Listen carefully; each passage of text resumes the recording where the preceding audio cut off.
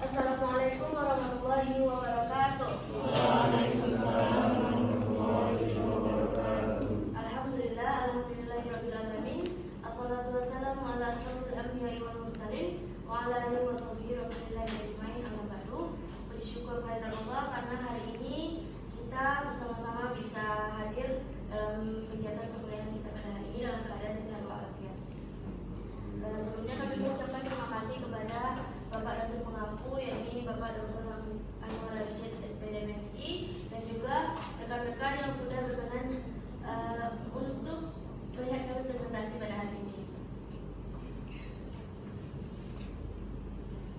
Nah, adapun judul pada materi kami hari ini adalah Islam dan harmonisasi kehidupan sosial. Nah, sebelumnya saya ingin memberi pantun terlebih dahulu. Bunga melati harum wangi, Masya Allah. Tumbuh subur di tepi kali, Masya Allah. Berbeda itu hal yang pasti, Masya Allah. Tapi janganlah saling menyakiti, Masya Allah. Nah, selanjutnya kami akan memperkenalkan anggota kelompok kami. Yang pertama ada saya sendiri, yaitu Binda Rizky sebagai moderator dan pemateri kedua. Selanjutnya Saya Fitri Ramadhani. Saya Neza Priscilla. Saya Dewi Suparnawati. Saya Dina Dwiendra. Nah, langsung saja kita masuk ke materi yang pertama, yakni pengertian dari intoleransi, yang akan dijelaskan oleh rekan saya Fitria. Kepada Fitria saya persilakan. Baiklah, di sini saya akan menunjukkan pengertian intoleransi. Intoleransi adalah sikap atau perilaku yang tidak mau menerima perbedaan yang seringkali berujung pada diskriminasi, konflik, bahkan kekerasan. Fenomena intoleransi ini terutama dalam konteks agama memiliki dampak yang serius dan merusak tatanan kehidupan. Nah, intoleransi ini juga dapat dijelaskan sebagai tindakan negatif yang muncul dari kesederhanaan yang tidak akurat atau prasangka yang berlebihan. Sedangkan agama merupakan suatu kepercayaan, keyakinan, dan suatu yang menjadi anutan seseorang untuk kelompok. Agama ini mengajarkan norma-norma kebaikan kepada para pemeluknya. Kemudian intoleransi ini juga suatu sikap atau perilaku yang tidak menerima perbedaan, misalnya perbedaan suku, agama, ras, ataupun budaya. Ketidakmampuan dalam suatu masyarakat pada akhirnya dapat menimbulkan konflik antar kelompok dan merusak keharmonisan kehidupan bermasyarakat. Sekian dari saya kembalikan ke moderator. Baik, terima kasih Fitria. Sudah dijelaskan apa itu pengertian dari intoleransi. Nah, selanjutnya apa dasar hukum larangan untuk kita melakukan intoleransi ini? Yang pertama dari Al-Quran. Dalam Al-Quran sudah dijelaskan larangan untuk kita tidak melakukan tindakan intoleransi. Yang pertama dalam Quran surah Al-Hujurat ayat 13 yang berbunyi Bismillahirrahmanirrahim, Ya ayyuhan nas su'inna khalaqnakum min zakarin wa unsa wa ja'alnakum syu'uban wa qabaila lita'arafu inna akramakum innallahi atqakum innallaha alimul khabir. Apa artinya? Yakni wahai manusia, sungguh kami telah menciptakan kamu dari seorang laki-laki dan juga seorang perempuan. Kemudian kami juga menjadikan kamu berbangsa-bangsa dan bersuku-suku agar kamu saling mengenal. Nah, ayat ini menekankan kepada kita bahwa pentingnya untuk kita saling mengenal dan menghormati sebuah perbedaan, bukan membenci atau malah memusuhi orang yang berbeda keyakinannya dengan kita. Yang kedua juga dalam Quran surah Al-Baqarah di awal pangkal ayatnya, yaitu La ikraha fiddin, tidak ada paksaan dalam menganut agama. Nah, ayat ini menunjukkan prinsip kebebasan kita untuk beragama dan menolak sikap memaksa yang merupakan bentuk dari intoleransi. Lalu ada juga dalam Quran surah Al-Kafirun ayat 6, yakni untukmu agamamu dan untukku agamaku. Nah, ini mencerminkan juga teman-teman toleransi dalam keyakinan serta penghargaan atau sikap menghargai kita terhadap keyakinan atau perbedaan dalam beragama. Lalu dari hadis Nabi Muhammad SAW,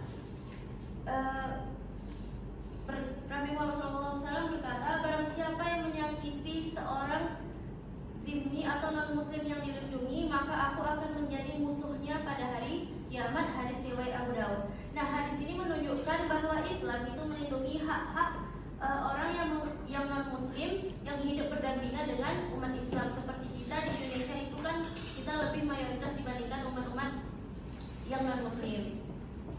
Nah, juga dalam Piagam Madinah, Rasulullah SAW menjamin kebebasan beragama dan hidup rukun antara umat muslim dan non-muslim seperti kaum Yahudi dan Nasrani. Lalu ada prinsip maqasid syariah. Ya, ini salah satu tujuan utama syariat Islam adalah menjaga hifz al-din, yaitu menjaga agama.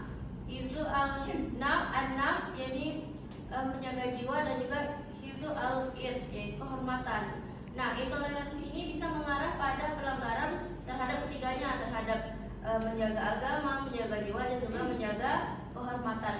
Lalu juga berdasarkan fatwa MUI dan undang-undang di Indonesia, MUI itu menolak keras segala bentuk kekerasan atas nama agama dan mendorong dialog antar umat beragama. Dalam konteks negara Indonesia, Undang-Undang 1945 Pasal 29 Ayat 2, yakni menjamin kemerdekaan tiap-tiap penduduk untuk memeluk agamanya dan beribadat menurut agamanya dan kepercayaannya itu. Jadi itu adalah dasar hukum larangan intoleransi, baik dari segi agama maupun hukum yang sudah berlaku terkhususnya di Indonesia. Baik, selanjutnya ini apa penyebab dari intoleransi ini yang akan dijelaskan oleh rekan saya Neza. Penyebab intoleransi dalam kehidupan beragama yang pertama ialah pemahaman agama yang sempit dan tekstual. Intoleransi muncul saat ajaran agama dipahami secara dangkal dan kaku tanpa mempertimbangkan konteks sosial. Dalilnya ialah Quran Surat An-Nahl ayat 125 yang berbunyi, "Serulah manusia kepada jalan Tuhanmu dengan hikmah dan pelajaran yang baik." Yang kedua, fanatisme berlebihan terhadap kelompok atau ajaran. Sikap fanatik yang berlebihan membuat seseorang menolak perbedaan dan merasa kelompoknya yang paling benar.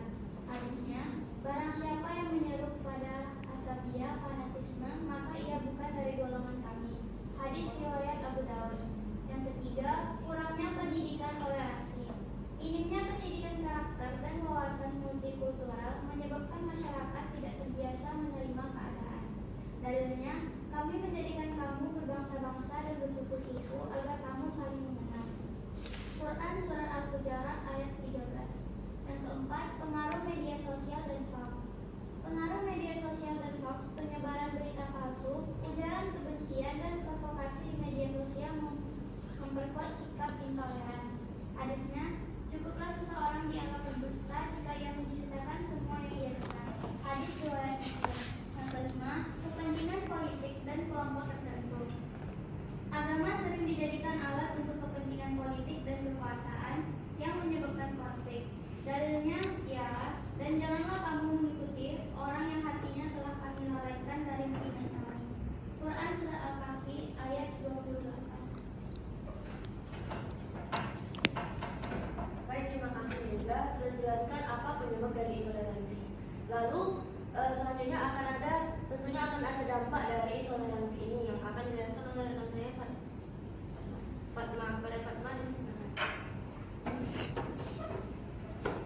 Baiklah, di sini saya akan menjelaskan dampak dalam kehidupan beragama. Yang pertama itu ada perpecahan dan konflik antar umat beragama. Intoleransi memicu ketegangan dan konflik antar kelompok agama. Ini bisa bermanifestasi dalam bentuk pengucilan, perusakan fasilitas ibadah, hingga aksi kekerasan. Kasus-kasus seperti penolakan pembangunan rumah ibadah, pembubaran ibadah, dan penyerangan tempat ibadah menjadi contoh nyata. Yang kedua, ada pembatasan kebebasan beragama kelompok. Kelompok mayoritas yang intoleran seringkali mencoba memaksakan keyakinannya kepada kelompok minoritas, bahkan melarang atau menghambat praktik ibadah agama lain. Hal ini bertentangan dengan prinsip hak asasi manusia untuk kebebasan beragama yang dijamin oleh konstitusi. Yang ketiga itu ada fanatisme dan eksklusivisme agama. Intoleransi cenderung memperkuat pemahaman agama yang sempit dan eksklusif, di mana seseorang merasa agamanya paling benar dan menganggap yang lain salah. Ini dapat memicu sikap merendahkan, menghina, bahkan munculnya tindakan radikalisme dan terorisme. Terorisme adalah dalam kasus yang ekstrim, intoleransi dapat berkembang menjadi radikalisme dan terorisme yang mengatasnamakan agama seperti bom bunuh diri di tempat ibadah. Selanjutnya ada dampak dalam kehidupan bermasyarakat. Yang pertama ada kerusakan keharmonisan sosial intoleransi. Intoleransi menciptakan ketegangan, ketidakpercayaan dan permusuhan antar kelompok masyarakat. Hubungan interpersonal baik dalam keluarga, pertemanan maupun lingkungan profesional dapat retak. Yang kedua ada perpecahan bangsa. Perbedaan suku, ras, agama dan budaya yang tidak dikelola dengan toleransi dapat memicu perpecahan bangsa. Konflik sosial berdasarkan identitas kelompok seringkali berujung pada tindakan kekerasan. Yang ketiga ada diskriminasi dan ketidakadilan. Individu atau kelompok yang intoleran cenderung mendiskriminasi pihak lain berdasarkan perbedaan adat. Ini dapat menyebabkan perlakuan tidak adil dalam berbagai aspek kehidupan seperti pendidikan, pekerjaan, atau akses terhadap layanan publik. Dan yang ketiga ada penghambatan pembangunan dan kemajuan sosial. Energi masyarakat terkuras untuk menyelesaikan konflik daripada untuk bergotong royong, membangun dan memajukan kehidupan bersama. Sekian materi dari saya serahkan kepada Baik, akan dilanjutkan dampak dari tindakan intoleransi ini akan dilanjutkan oleh Dinda. Kepada Dinda. Selanjutnya dampak dalam kehidupan bernegara. Yang pertama itu pelanggaran hak asasi manusia atau HAM. Intoleransi bisa membuat orang kehilangan hak dasarnya, seperti hak untuk beribadah sesuai keyakinannya, hak untuk hidup layak, dan hak untuk tidak diperlakukan secara tidak adil.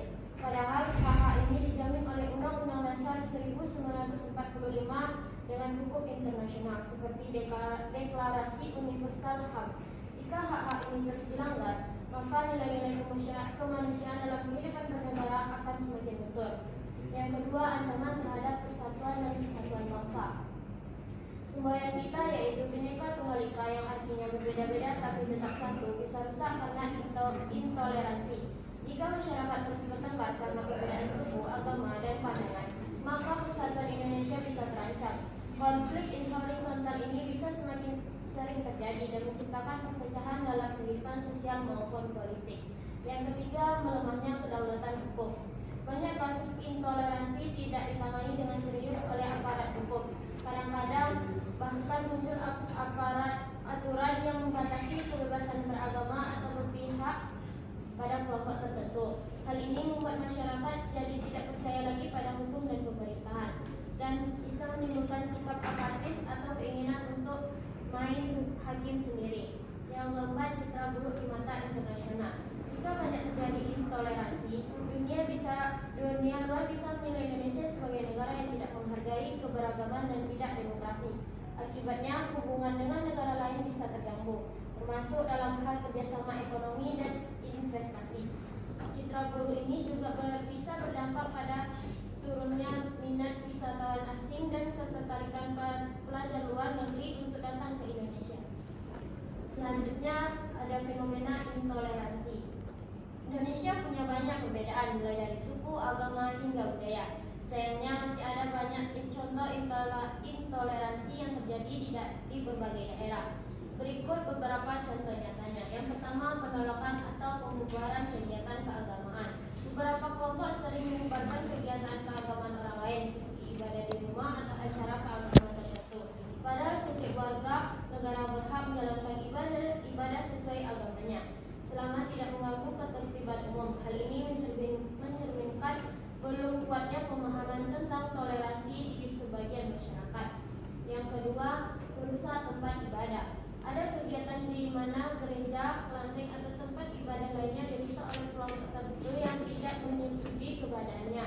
Tindakan seperti ini sangat melanggar hukum dan bisa memicu konflik antar umat beragama yang lebih luas.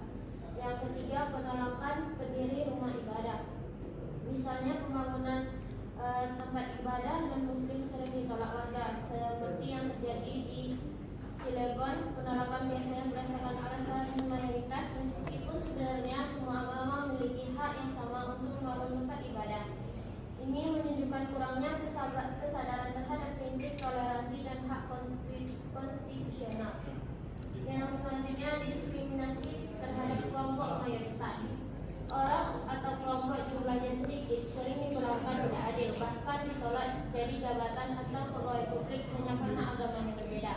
Ini melanggar prinsip kesetaraan di hadapan hukum dan bertentangan dengan asas dalam pelayanan politik. Yang kelima, penyebaran ujaran kebencian dan hoax. Media sosial sering digunakan untuk menyebarkan kebencian dan berita bohong, baik yang berkaitan dengan agama, ras, ataupun kelompok tertentu. Hal ini dapat memperkeruh suasana dan memperbesar jurang perbedaan. Jika tidak dikendalikan, ujaran kebencian ini bisa menimbulkan kekerasan yang nyata di masyarakat. Saya kembalikan kepada moderator.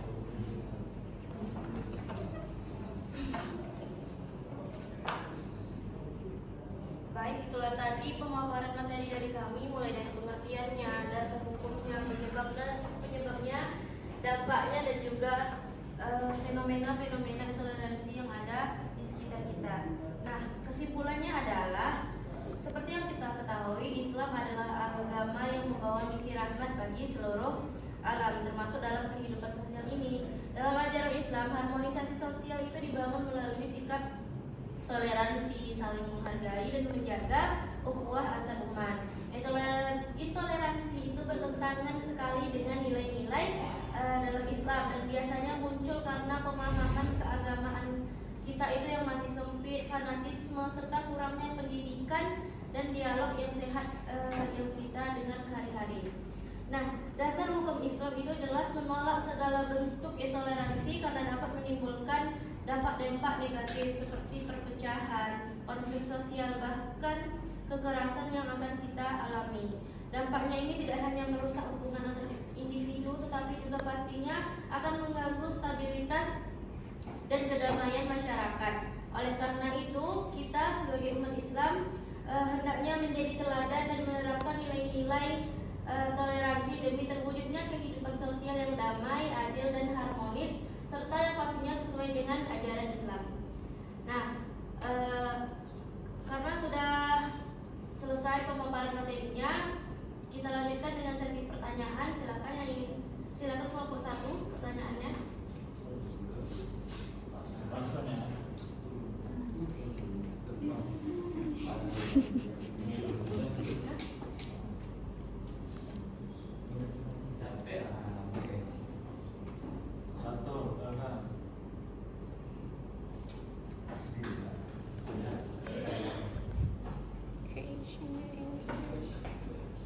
Assalamualaikum warahmatullahi wabarakatuh. Waalaikumsalam warahmatullahi wabarakatuh. Perkenalkan, saya Farizi, ingin bertanya ke kelompok penyaji. Sebelum bertanya, saya akan bantu dulu. Bunga mawar harum dan wangi, Masya Allah. tumbuh indah di taman desa. Masya Allah. Penjelasan tadi sangat menarik hati. Masya Allah. Boleh saya bertanya satu hal saja? Masya Allah. Bagaimana cara kita sebagai generasi muda umat Islam dalam menghadapi pemahaman yang berbeda dalam memahami pengetahuan tentang Islam, yang dimana kita ketahui bahwa pemahaman Islam di tempat A dan tempat B itu berbeda. Nah, bagaimana kita menghadapi itu? Bisa saja terjadi perbedaan pendapat yang berujung intoleransi. Mohon maaf sebelumnya, yang dimaksudkan dengan tempat A dan tempat B itu apa ya, maksudnya antar kota atau antar negara atau? Ya, misalnya kan di Pekanbaru ini apa acara dalam dia beribadahnya itu berbeda dengan di daerah Jawa gitu. Berbeda mazhab lah sebenarnya itu simpelnya. Terima kasih. Selanjutnya,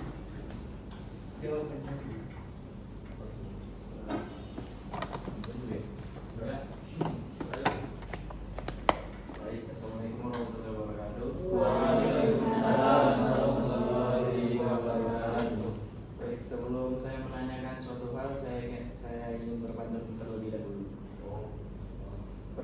surau mencari berkah. Masya Allah. Pulang membawa air dari surau. Masya Allah. Presentasi sudah berfaedah. Masya Allah. Izinkan saya bertanya dari satu hal. Masya Allah.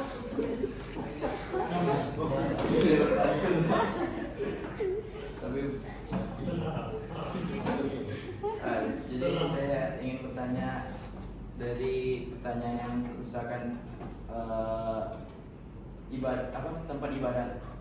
Setahu saya kan pernah juga orang-orang mengganggu tempat-tempat ibadah kita lah, terutama kayak gimana ya, kayak diri gitu, kayak mengganggu. Pernah juga saya membaca atau melihat di video bahwa kalau tempat ibadah kita itu kalau misalnya contohnya saat azan, dia menggunakan toa, ataupun dia misalnya siap azan dia kan habis itu ngaji menggunakan toa. Terus ada suatu masyarakat dia mengganggu, dibilangnya mengganggu karena masjid itu pakai toa yang sangat agak lumayan keras. Jadi saat siang hari kan masih ada kayak orang-orang itu istirahat pada siang hari. Jadi masyarakat tersebut kayak merusuhlah kepada tempat ibadah tersebut. Jadi menurut teman-teman sekalian bagaimana tanggapan dari kayak seperti itu kasusnya? Iya, fenomena itu. Terima kasih. Selanjutnya, Banten boleh salah. Sudah ada. Hah? Ada 3. Udah, jangan 2 orang. Itu lagi. Mana ada? Ada lagi. Ya udah wakili.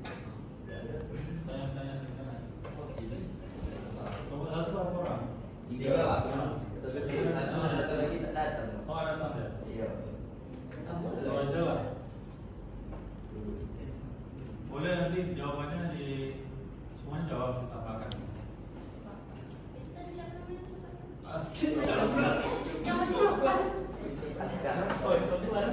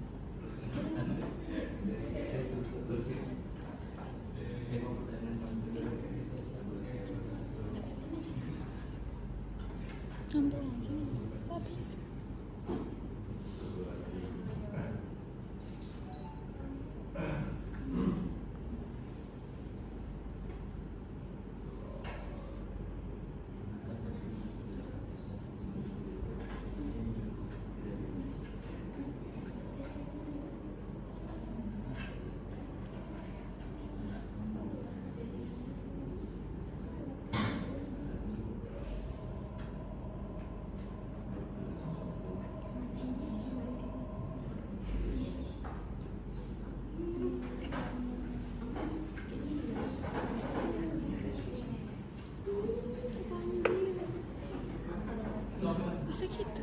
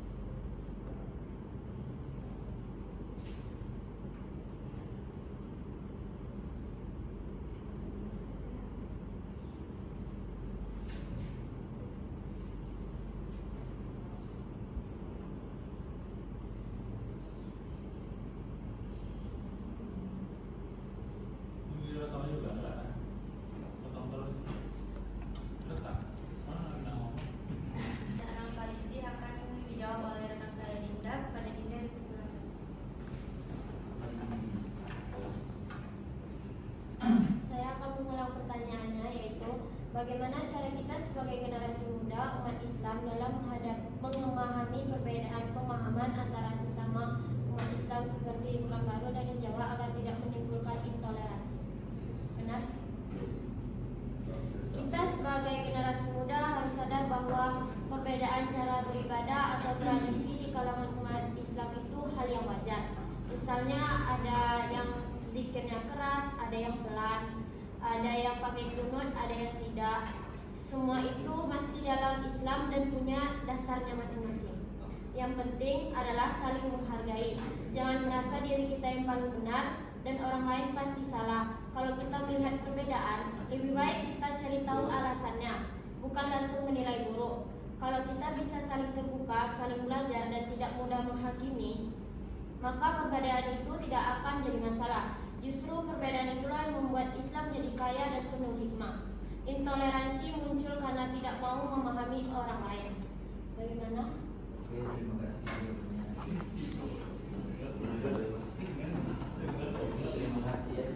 Terima kasih kepada Dinda. Bagaimana Kak Rizi? Jawabannya secara sangat menjawab dari pertanyaan saya. Terima kasih. Selanjutnya saya akan menjawab pertanyaan dari Aska. Tadi Aska bertanya bagaimana tanggapan kami tentang fenomena protes atau pihak non ya, tidak bisa dibilang pihak non muslim yang protes terhadap toa masjid yang mereka merasa terganggu akan hal itu. Nah, dalam Islam itu menyiarkan azan dan kegiatan keagamaan seperti azan, iqamah, ngaji, atau sholat Jumat atau hari raya kita itu kan pastinya menggunakan pengeras suara, bahkan dianjurkan. Nah, azan itu adalah syiar Islam yang penting karena kita bisa tahu jadi waktu sholat gitu kan. Nah, tetapi Islam juga sangat menjunjung tinggi nilai keseimbangan toleransi yang kami bahas tadi dan juga tidak mengganggu orang lain. Nah, yang pertama, prinsip tidak membahayakan orang lain. La darora wala diror. Rasulullah SAW bersabda, tidak boleh membahayakan diri sendiri dan tidak boleh membahayakan orang lain. Hadis riwayat Ibnu Majah, Malik dan Ahmad. Artinya, meskipun kita menyuarakan ibadah itu baik, tapi jika berlebihan hingga mengganggu ketenangan masyarakat, apalagi non-muslim, anak kecil, orang sakit, biasanya protes kan gitu kan, maka itu perlu dikaji ulang. Nah, yang kedua, Islam itu menjaga hak tetangga dan lingkungan, karena itu kan termasuk dalam hak aspek bertetangga dan dalam lingkungan. Dalam hadis Rasulullah SAW sangat menekankan pentingnya menjaga hubungan baik dengan tetangga. Dari hadis riwayat Muslim, tidak akan masuk surga orang yang tetangganya tidak merasa aman dari gangguannya. Suara toa yang terlalu keras itu hingga mengganggu itu bisa termasuk dalam gangguan terhadap tetangga. Lalu syiar harus sesuai waktu dan tempat. Islam itu tidak memerintahkan kepada kita untuk mengganggu orang lain demi berdakwah. Justru dakwah dan syiar harus dilakukan dengan hikmah dan juga nasihat yang baik dan juga tidak memaksakan. Tetapi ada dasar hukum yang mengatur penggunaan pengeras suara ini agar bisa kita jelaskan lagi kepada orang-orang non-muslim tersebut. Yang pertama, Surat Edaran Menteri Agama Nomor 5 Tahun 2022 tentang pedoman penggunaan pengeras suara masjid dan musola. Isi pokoknya antara lain, pengeras suara luar itu digunakan untuk azan, iqamah dan kegiatan tertentu seperti sholat Jumat dan lain-lain tadi dengan waktu dan volume yang wajar. Jadi ibaratnya suaranya tuh wajar, tidak yang terlalu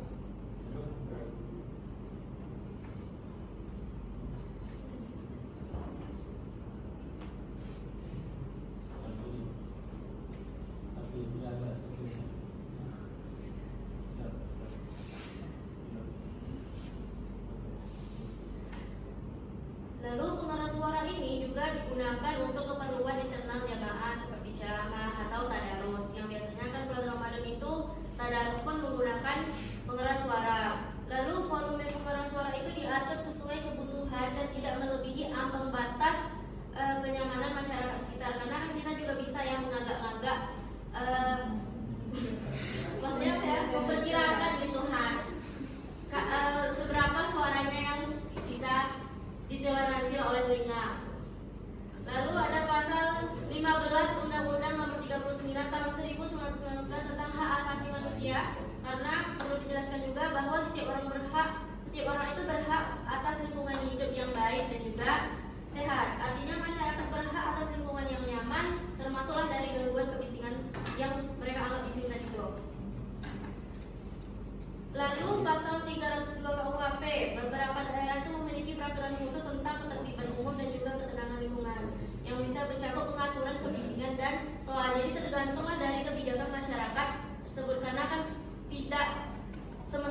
juga seluruh daerah itu ada oknum-oknum yang protes terhadap hal tersebut.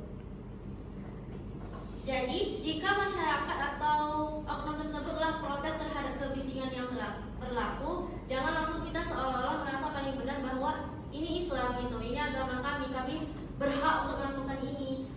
Tidak semestinya begitu, tetapi tanggapilah dengan bijak. Jika memang menurut kita itu memang mengganggu, maka bawalah dalam dasar hukum yang telah saya jelaskan tadi, yaitu seperti volumenya dikecilkan atau bagaimana. Yang penting adalah musyawarah bersama gitu. Lalu kesimpulannya lagi, kami berpandangan bahwa menyuarakan ibadah dari masjid adalah bagian dari syiar Islam yang mulia, namun Islam mengajarkan untuk menghormati hak orang lain. Oleh karena itu, suara toa sebaiknya diatur waktunya dan volumenya agar tetap menyampaikan syiar tanpa menimbulkan gangguan. Konflik ini tuh bisa kita selesaikan dengan musyawarah, saling memahami dan mencari solusi bersama sesuai ajaran Islam yang kita kenal dengan damai dan juga penuh dengan toleran. Baik, bagaimana Aska? Baik, terima kasih atas jawabannya, sangat menarik dan sangat lengkap dan sudah menjawab pertanyaan. Terima kasih. Baik, itulah tadi presentasi kami pada hari ini. Saya akan tutup dengan pantun. Burung merpati.